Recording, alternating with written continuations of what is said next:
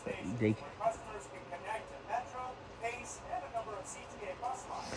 But if your travels take you through here, be sure to venture beyond the terminal and into the surrounding neighborhood of Jefferson Park, our destination. Tucked away on Chicago's northwest side is a neighborhood known as a city within a city, a place anyone would be proud to call home. And if you're a visitor, you'll feel like you belong. Everyone is made to feel welcome here as you shop, dine, and explore the community of Jefferson Park. As longtime resident and Jefferson Park Chamber of Commerce President Jim Robertson will tell you, to know Jefferson Park is to love it.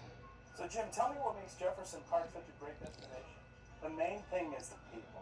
We have a great group of people that live here, and we have some of the best examples of historic bungalows that Chicago offers. Those bungalows reflect only a part of this neighborhood's rich history, which began in the 1800s. Immigrants of Polish and German descent were among the early settlers here. By the 1950s, Jefferson Park's population soared as the Kennedy Expressway provided a direct link to downtown and the suburbs.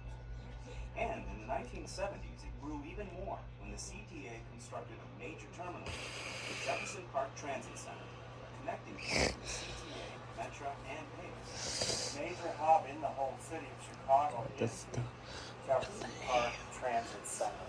Our location has trains and buses you can take anywhere in the city or in the suburbs. And right now it's going through a renovation. The Chamber of Commerce purchased a statue that will be the centerpiece of the renovation project in Thomas Jefferson. So we're very much looking forward to that. Why Thomas Jefferson? We're named after Thomas Jefferson. Oh, okay. In addition to the new Thomas Jefferson Monument, the community is also recognized its name with a park, Thomas Jefferson Memorial Park. This is a very community-oriented park. We offer a variety of classes, including preschool, play school, tap ballet, gymnastics, yoga. We have a senior club, a mom pop and pop, t-ball, soccer, swimming in the summer, day camp. Stop by any time for some recreation, or every summer for the annual Jeff Fest, where you can shop local vendors, listen to local bands, and taste the local food.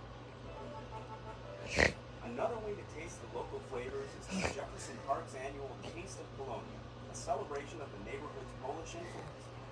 It's held every Labor Day weekend at the community's largest and perhaps most important gathering space, the Copernicus Cultural and Civic Center. Visitors to the Copernicus Center can also enjoy a variety of cultural activities year-round.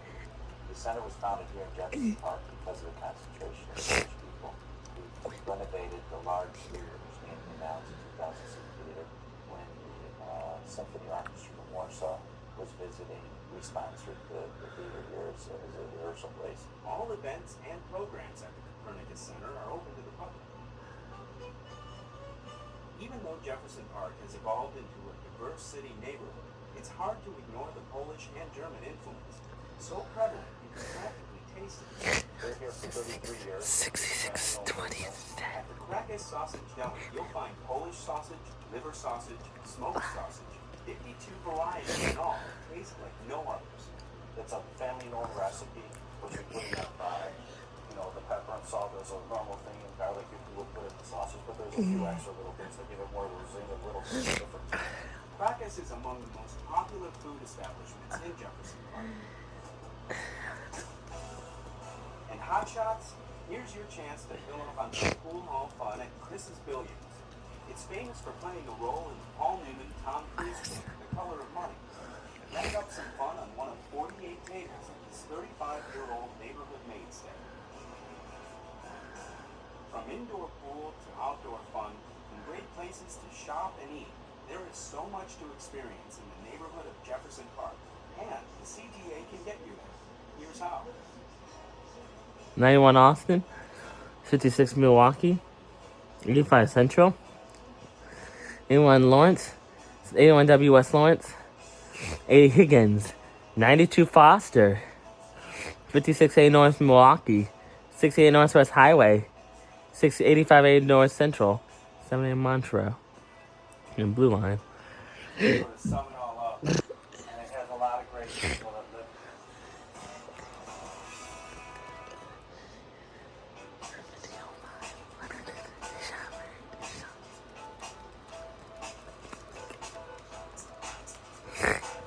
As we head into the heart, or rather the heat of summer, you know that the CTA can get you to the many beaches along the lakefront. There's fun, sun, and sand. All you need is a little basic training.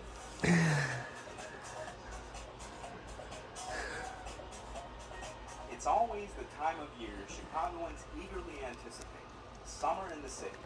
Time to break out the beach gear and go in hot sand, cool waves, and lots of outdoor fun. My favorite thing to do down here is play volleyball. I play about 5 days a week with my friends. And I'll be really enjoy. We have wonderful beach houses. We've got great activities. North Avenue Beach House, the outdoor gym. We have bike rentals at many of our beaches. So there's always something to do. Our sand volleyball courts are always very popular. And they're easy to get to. Our beaches are very accessible. The CTA makes it easy to get to every Chicago lakefront beach, all 31 of them.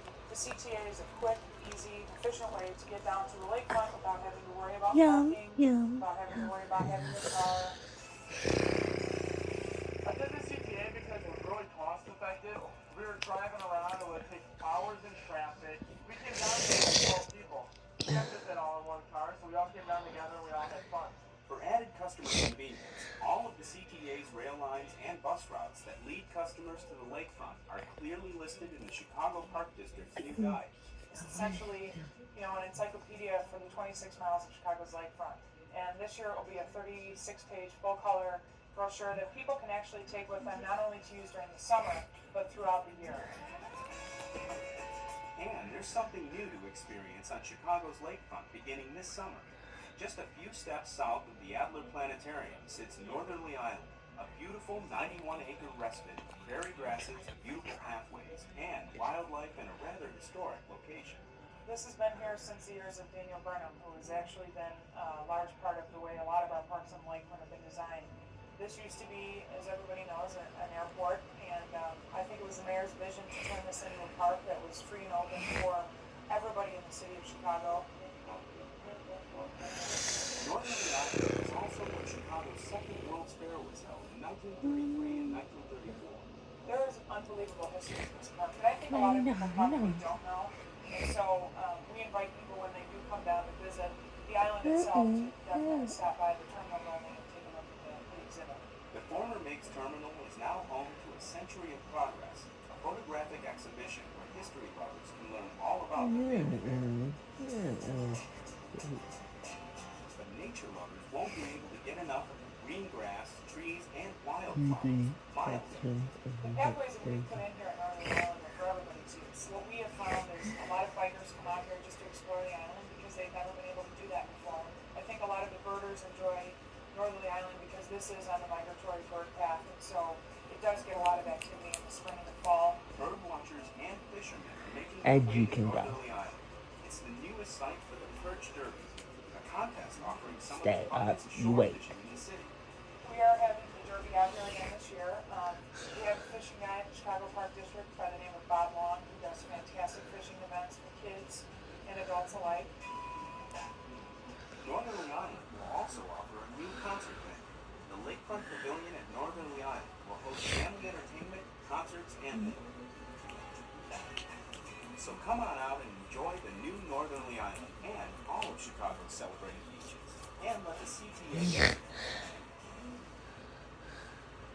There are lots of reasons to head to the lakefront this summer, but one big one, the Chicago Outdoor Film Festival in Grant Park, our last stop.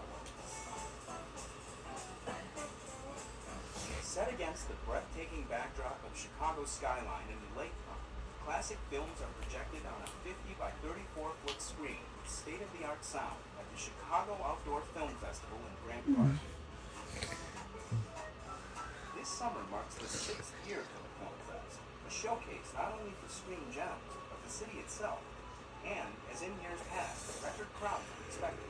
The film festival has definitely grown in popularity. There's no question about that. Our average attendance is about 30,000 people per film. And this year's lineup is no exception. The films have been personally selected by critic Roger Ebert as part of a series of events celebrating him and his many accomplishments. Films include Citizen Kane, Annie Hall, My Darling Clementine, Night of the Hunter, The Hustler, and Star Wars. I love It's Billy. a program that gets a big thumbs up.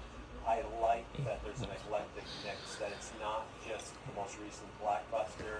Sometimes you get films, whether it's a Marx Brothers comedy or a Marilyn Monroe film, that are from 40 or 50 years ago, real classic films, and the prints are usually of the highest available quality. I love that it's a film lovers festival, but you can also just be somebody who loves the city, and you can have that movie on in the background. Take the CTA to Grant Park this summer for Chicago's Outdoor Film Festival. We'll tell you more about the Chicago Outdoor Film Festival next month. We begin another journey around Chicagoland on the CTA. I'm Dale Rivera. See you in August on Connection. For more information about the CTA